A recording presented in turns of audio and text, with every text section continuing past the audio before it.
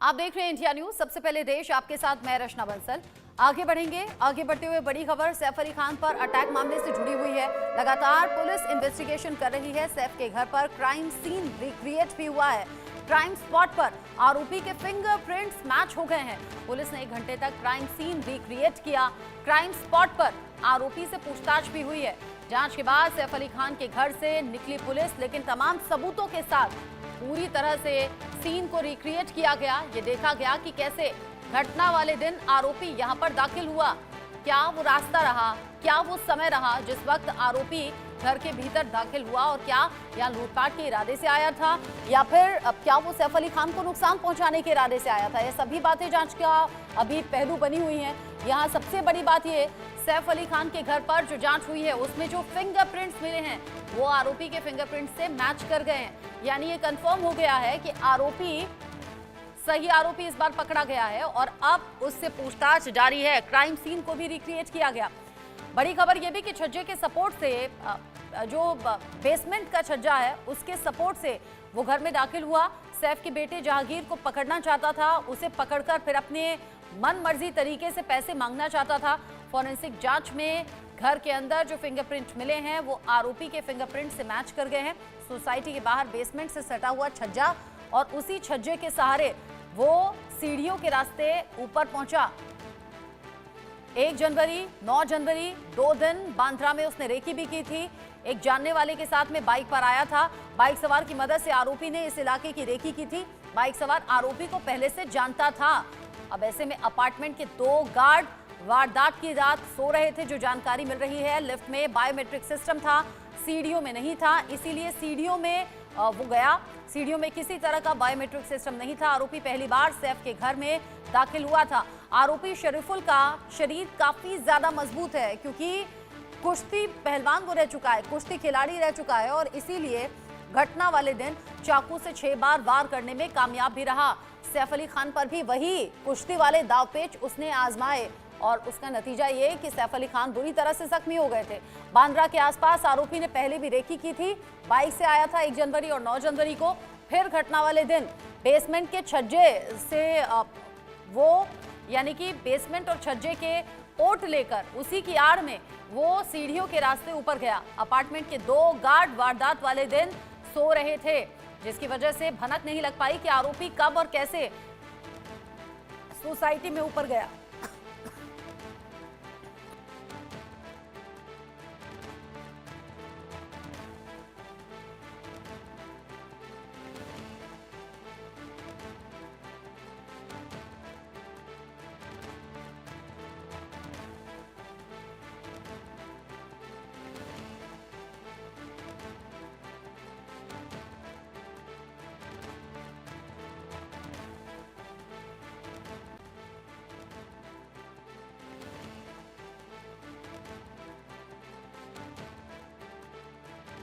खान के घर में हमलावर के फिंगरप्रिंट थे, लेकिन वो पूरा प्रोसेस क्या रहा, कैसे बेसमेंट के छज्जे की आड़ लेकर, कैसे सीढ़ियों के रास्ते आरोपी घर में घुसा, पूरा घटनाक्रम बताइए जो अब तक जांच में सामने आया है।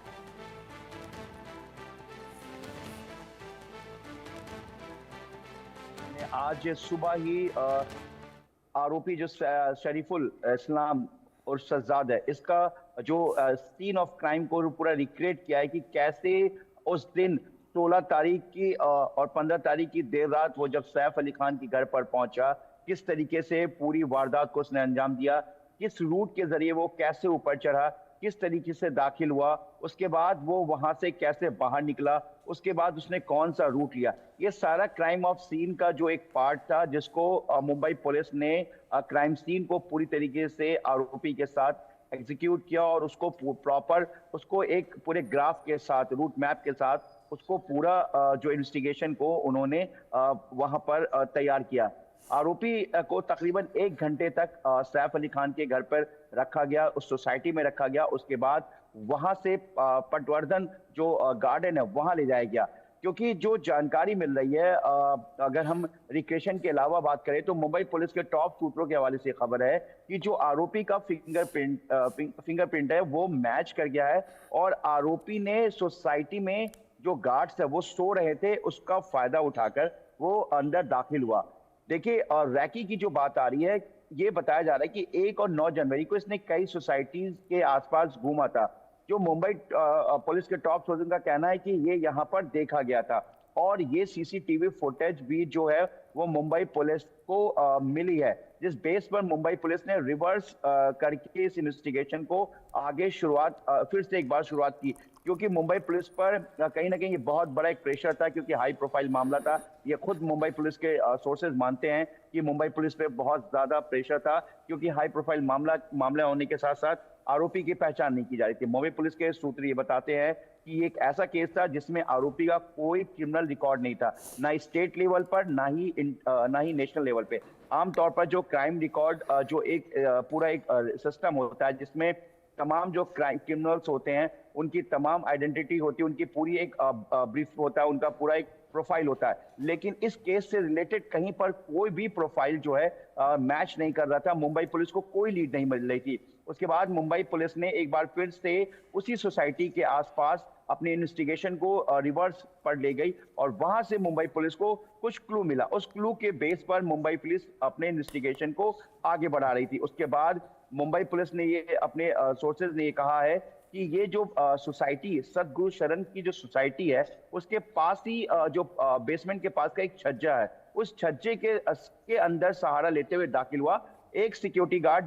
जानकारी के मुताबिक सूत्रों के हवाले से वहां पर पार्किंग के बेसमेंट के पास सो रहा था और एक जहां पर गेट है उस गेट के पास वो चादर डालकर सो रहा था।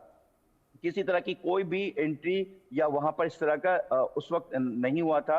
रात का वक्त था और ये वहां से बायोमेट्रिक, जो सबसे बड़ी हैरान कर देने वाला था कि देखिए स्टेयर्स के पास कोई बायोमेट्रिक सिस्टम नहीं था, सिर्फ लिफ्ट के पास था और लिफ्ट के से ही आप ऊपर बायोमेट्रिक जो अपार्टमेंट में रहने वाले लोग हैं वो अंदर जा सकते थे। इसके बाद इसको नहीं पता था, ये भी मुंबई पुलिस का कहना है कि वो सैफ अली खान के घर पर जा रहा है। ये अंदर पहुंचा, उसके बाद इसको रास्ता मिलता चला गया और जिस तरह से रास्ता मिलता गया ये वहां पर सीधा ऊपर पहुंचा। उसके बाद हालांकि ये हाउसकीपिंग का काम जानता है, ये काम कर चुका है मुंबई में पिछले 7 साल से, जो जानकारी मिल रही है ये यहाँ रह रहा था। उसके बाद इसी एक्सपीरियंस को लेते हुए वो जो रूट है डक रूट से, उसके बाद वो सीधा सैफ अली खान के जो बेटे हैं जहांगीर, उनके बाथरूम के पास पहुंचकर वो बाहर आता है। उसके बाद कमरे में जो बताया गया है कि गौता, जूनू और जो लीमा है ये जहांगीर के कमरे में ही सोई हुई थी। हम इस तरह से आपको समझाना चाहेंगे कि एक कमरे में बिल्कुल बेड पे सामने जहांगीर सोया हुआ है, उसके लेफ्ट में नीचे की तरफ गद्दा लगा हुआ है जहां पर लीमा है, दूसरी तरफ गौता है और एक तरफ जुनू है। यानी कि जहांगीर को पूरी तरह से कवर्ड था, मतलब जिस तरह से वो लोग कमरे के अंदर सोए हुए थे। लेकिन जब ये अंदर की तरफ पहुंचने के पहले, जैसा लीमा ने अपने बयान में बताया, तो उसी तरीके से वो लीमा ने उठ के देखा, उसे लगा कि शायद उसने बताया कि करीना मैम हो सकती हैं। लेकिन फिर उसे जब दोबारा वो कोई मोमेंट और जो आरोपी का जो परछाई वो बढ़ता गया तो एकदम से उठी। उसने सडनली उसने देखा, और किसी भी शख्स को अगर आप अपने घर में अनजान देखते हैं तो पूछते कौन हो, क्या चाहिए। तो इसी तरीके का कुछ वर्ड लीमा से निकला जिसमें उसने 1 करोड़ की मांग की थी। सूत्र ये भी बता रहे हैं कि ये जो है सैफ अली खान के बेटे को ये कहीं ना कहीं उसको कब्जे में लेना चाह रहा था और इसके पास जो चाकू था वो बहुत अच्छे क्वालिटी का नहीं था, जिसकी वजह से जब उसने सैफ अली खान के जब उसने अटैक किया तो अटैक करने के बाद उसमें जो पांचवा अटैक था, उस अटैक से सैफ अली खान के ऊपर जो है पीछे रीढ़ की हड्डी में वो चाकू का जो टुकड़ा है वो उसमें लग गया, अंदर की तरफ फंस गया और आधा टुकड़ा जो नीचे गिर गया। उसके बाद जो कटा हुआ जो टुकड़ा था चाकू का, उससे उसने एक बार और अटैक किया। उसके बाद वो वहां से फरार हो गया। और एक चीज मैं आपको बताना चाहूंगा कि जो मुंबई पुलिस के सूत्रों के हवाले से जो हमने कल भी यानी कि 20 जनवरी को भी स्टील इंडिया न्यूज ने खुलासा किया था कि सैफ अली खान जब वहां पहुंचे तो उन्हें नहीं पता था कि क्या हो रहा है। वो जो आरोपी है वो आगे की तरफ मुंह करके खड़ा था। सैफ अली खान सडनली उनको लगता है कि कोई अनजान हो, जाके पीछे से पकड़ लेते।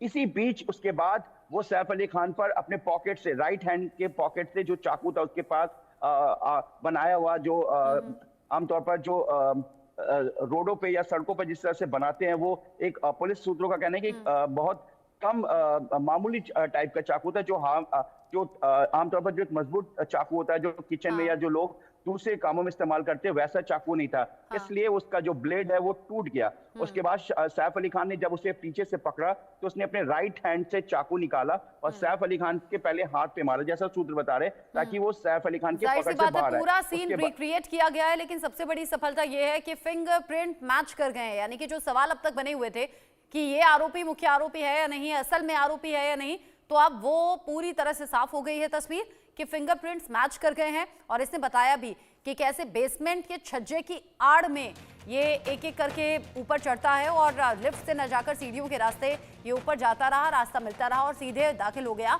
सैफ अली खान के घर में। बहुत शुक्रिया जावेद आपका, ये खबर डिटेल में हमारे दर्शकों तक पहुंचाई, उसके लिए शुक्रिया आपका।